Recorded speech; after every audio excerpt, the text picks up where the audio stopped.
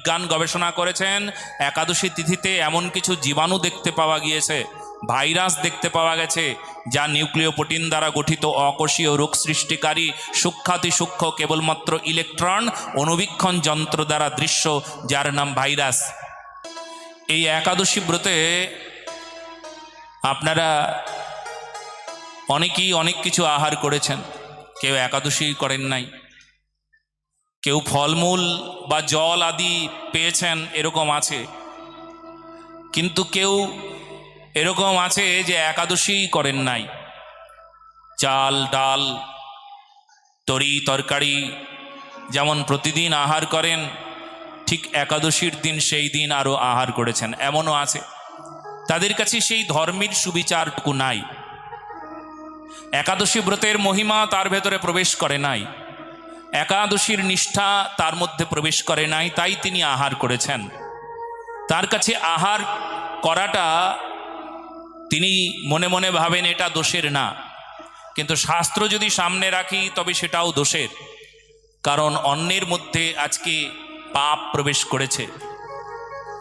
একাদশী তিথিতে অন্যের মধ্যে কলিকাল প্রবেশ করেন, পাপ প্রবেশ করেন। বিজ্ঞান গবেষণা করেছেন একাদশী তিথিতে এমন কিছু জীবাণু দেখতে পাওয়া গিয়েছে, ভাইরাস দেখতে পাওয়া গেছে, যা নিউক্লিয় প্রোটিন দ্বারা গঠিত অকোষীয় রোগ সৃষ্টিকারী সূক্ষ্মাতি সূক্ষ্ম কেবলমাত্র ইলেকট্রন অনুবীক্ষণ যন্ত্র দ্বারা দৃশ্য, যার নাম ভাইরাস।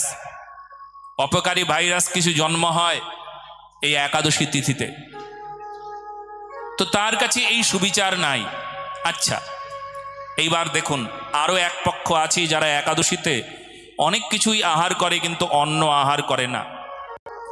এরা মধ্যম কল্পের, এরা একাদশী করে, একাদশীতে খুব খুব করে আহার করে, পেট ভরে ভরে খায়। কি কি?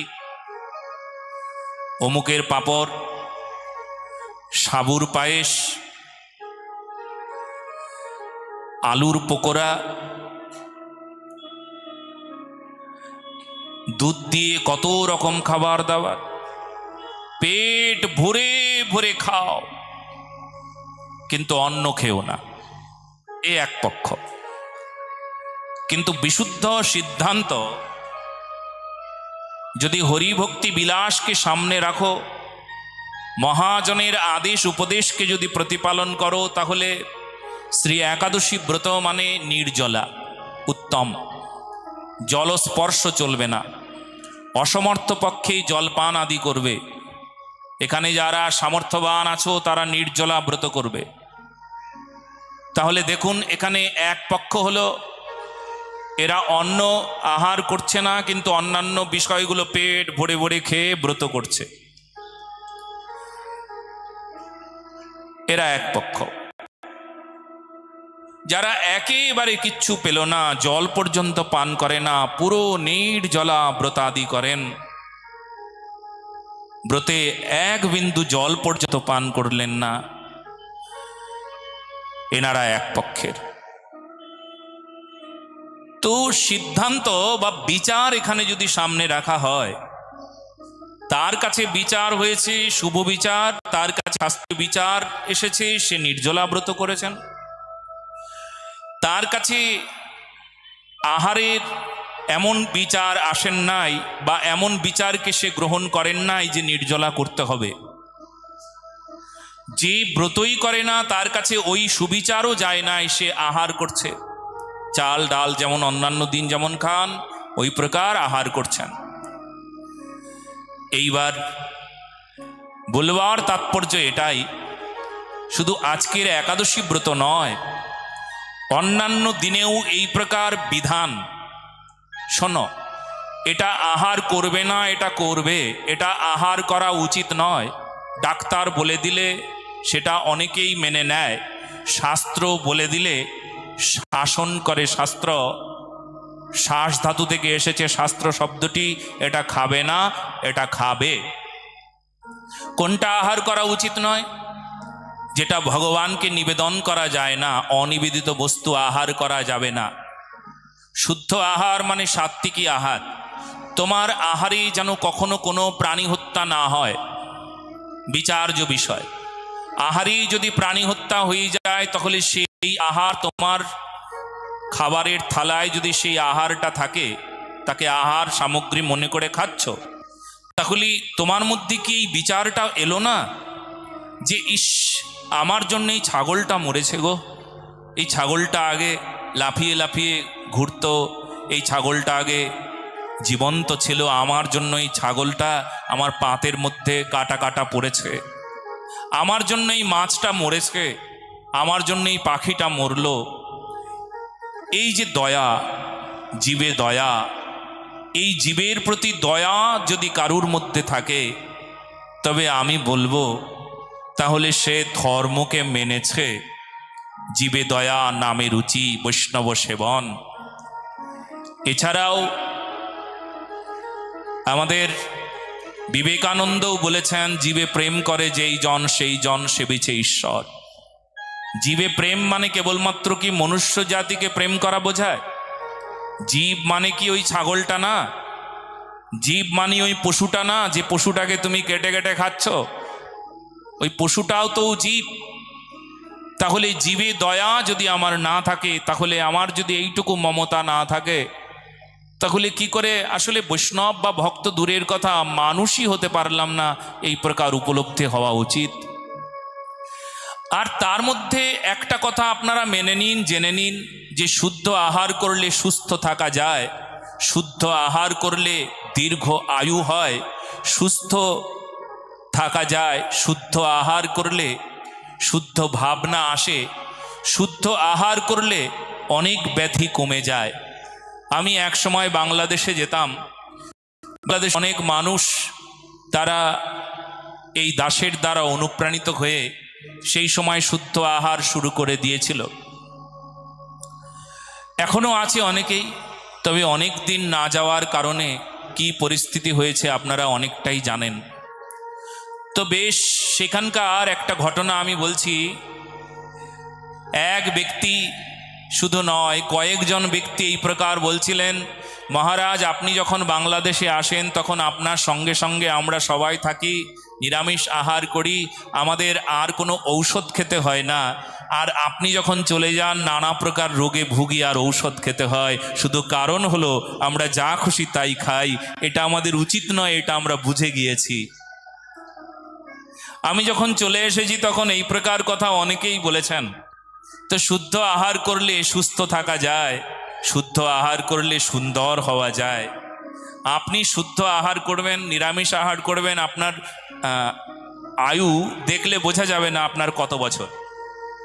মনে হবে বাহ, এই সুন্দর দেখতে তো লোকটি, বাহ ওনার চামড়াটাও বড় সুন্দর, একটা স্কিনের যে যা যা থাকা উচিত, যে গুণ থাকা উচিত, যাতে স্কিনটা, চামড়াটা চকচক চকচক করবে, এই যে গুণ থাকা উচিত, সেই গুণ আমাদের শুদ্ধ আহার দেয়। নিরামিষ আহার সেই গুণটা দেয়। আপনি শুদ্ধ আহার করলে আপনাকে দেখে সবাই চমকে উঠবে, বাহ কি সুন্দর দেখতে। এই জন্য দেখবেন মারোয়ারি সম্প্রদায়ে যারা যারা শুদ্ধ আহার করেন তাদের স্কিন বড় সুন্দর হয়, তাদের মুখখানা বড় বড় সুন্দর উজ্জ্বল মতন হয়। যদি কালো রঙেরও হয় তবুও চকচক চকচক করে, দেখলে আকর্ষণীয় বলে মনে হয়। বাঙালিরা সেই ক্ষেত্রে তাদের মুখটা ফ্যাকাশেই বেশি হয়, তবে যারা শুদ্ধ আহার করেন তারা বড় সুন্দর দেখতে হয়। এ শুদ্ধ আহারের ফল। এছাড়াও যদি শুদ্ধ আহার করেন তাহলে দীর্ঘ আয়ু হবে আপনার। আপনি যদি এমনিতেই 80 বছর বাঁচেন উল্টো পাল্টা আহার করে, অসাত্ত্বিক আহার করে, যদি এমনিতে 80 বছর বাঁচেন, তবে আপনার 20 বৎসর এক্সট্রা হবে যদি আপনি শুদ্ধ আহার করেন। 100 বছরে পা দেবেন আপনি যদি শুদ্ধ আহার করেন। এই জন্য শুদ্ধ আহার শুরু করে দিন, শুদ্ধ আহার এখন থেকেই শুরু করে দিন। যদি শুদ্ধ আহার করেন তাহলে এত ভালো ভালো গুণ আছে, তাহলে শুদ্ধ আহার চালু করে দিন আজ থেকে। বাঁচুন, সুস্থ হয়ে বাঁচুন, সুন্দর হয়ে বাঁচুন। এছাড়াও আপনার অনেক কিছু উপকার হবে। দাঁত বেশি পড়বে না, তাড়াতাড়ি পড়বে না। শুদ্ধ আহার করলে দাঁত একটু পরে পড়ে, বুড়ো একটু পরে হবেন, তাড়াতাড়ি বুড়ো হবেন না। 140 বৎসর বয়সে একজন সনাতনী বীর পুরুষ, তিনি যোগ করেছেন, নিরোগ থেকেছেন, তিনি কিছুদিন আগে দেহ রক্ষা করলেন। এমন মহাপুরুষকে দেখে একটু শিখে নিন। হ্যাঁ, একটু জোরে বলো। বেনারসেই ছিলেন উনি। এমন দিব্য মহাপুরুষ, 140 বৎসর পেরিয়ে গিয়েছে তার আয়ুষ্কাল। কিছুদিন আগে উনি দেহকে বিশ্রাম দিলেন, জড় দেহকে বিশ্রাম দিলেন। শুদ্ধ আহার, শুদ্ধ ভাবনা, ভগবত ধ্যান ইত্যাদির মধ্যে থাকুন, দেখবেন আপনি সুস্থ সুন্দর হয়ে উঠবেন। সমাজটাকেও সুন্দর করবার জন্য আপনার অনেক ইচ্ছা হবে। বলো না গো রাধে রাধে। তো আমরা শুনছিলাম যে সব কিছুই খাবার বিষয় থাকলেও আমার বিচার ওখানে প্রয়োগ করতে হবে। যা কিছু এনে দেবে, আমার বন্ধু সিগারেট দেবে, নে খা, তোকে পয়সা দিতে হবে না, খা। বাস সিগারেট পান করে নিল, বিড়িটা খেয়ে নিল, পয়সা তো দিতে হবে না, আজকে বন্ধুই দিয়েছে। 10 দিন বন্ধু দেবে, তারপর তোমার নেশা হবে, তারপর বন্ধু তোমাকে আর সিগারেট দেবে না, এবার বাবার পকেট থেকে টাকা চুরি করবে। বলো না গো রাধে রাধে। বাবার পকেটে যদি না টাকা থাকে তাহলে তুমি পাগলের মতন করতে থাকবে।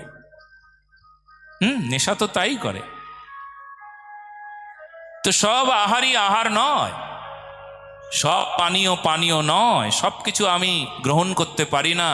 আমার সুবিচার আছে। এই যে সুবিচার, যা তার নাম সুনীতি। আমি সব কিছুই শুনতে পারি না, আমি সব জায়গায় যেতে পারি না। সব জায়গায় যাওয়ার আমার নিয়ম আছে কি? তাহলে তো সাধারণ মানুষ হয়ে গেলাম। আরে উনি সব জায়গায় যায়, ওই নোংরা জায়গাতে উনি যান, কিন্তু উনি যান না। ওনার বিচার ওখানে যেতে নাই, সব কথা শুনতে নাই, ওনার নিন্দা শুনতে নাই। কারণ নিন্দা উনি শোনেন না, আবার উনি নিন্দা শুনতে আনন্দ পায়। এই দেখো, একই মানুষ, উনি নিন্দা শুনতে আনন্দ পায়। বেশিরভাগ মানুষই নিন্দা শুনতে আনন্দ পায়, অন্যের নিন্দা। কিন্তু উনি আবার এমন একটা মানুষ, কারোর নিন্দা শুনবে না, নিন্দা করবেও না। একেবারে প্রতিজ্ঞা করে নিয়েছে। যেই দিন থেকে গুরুদেবের চরণ ধরেছে সেই দিন থেকে প্রতিজ্ঞা করে নিয়েছে যে আমি কিছুতেই নিন্দা করব না, নিন্দা শুনবো না। এ হলো বিশুদ্ধ ব্যক্তি। এই জন্য ধ্রুবের মা হয়ে উঠুন। ধ্রুবের মাকে কিন্তু তাড়িয়ে দিয়েছে স্বামী দেবতা, কিন্তু আরেকটা স্বামী ধরে নাই। বলো না গো রাধে রাধে।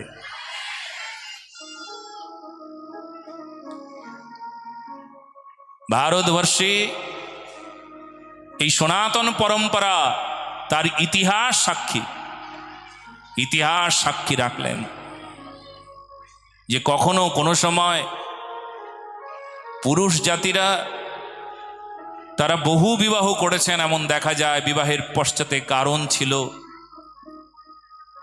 কিন্তু কখনো কোনো সময় এরকম আপনি দেখতে পাবেন না কখনো জোর জবস্তি কেউ অত্যাচার করেছে কোনো নারীর ওপর, এটা দেখতে পাওয়া যায়। কিন্তু কোনো নারী চরিত্রকে ভারতের ইতিহাসে, সনাতন পরম্পরায় এটা গ্যারান্টি দেব, কোনো স্ত্রী অন্য কোনো পুরুষের প্রতি আকৃষ্ট হয় নাই। আর আকৃষ্ট হওয়ার পর হয়তো শাসন করে দিয়েছে, দেখো আমি অন্য কোনো পুরুষের প্রতি আকৃষ্ট হয়েছি, তাতে আমার এই শাস্তি পেতে হলো। এটা আমাদের ভারতের ইতিহাসে, ভারতীয় পরম্পরায়, সনাতনী পরম্পরায় এটা আমাদের গর্ব, এটা আমাদের অহংকার। বলো না গো, সত্য সনাতন ধর্ম কি? এটা আমাদের অহংকার যে কখনো নারীরা কোনো পর পুরুষের প্রতি আকৃষ্ট হয়ে নিজের জীবন চরিত্রকে বিনষ্ট করে দেন নাই।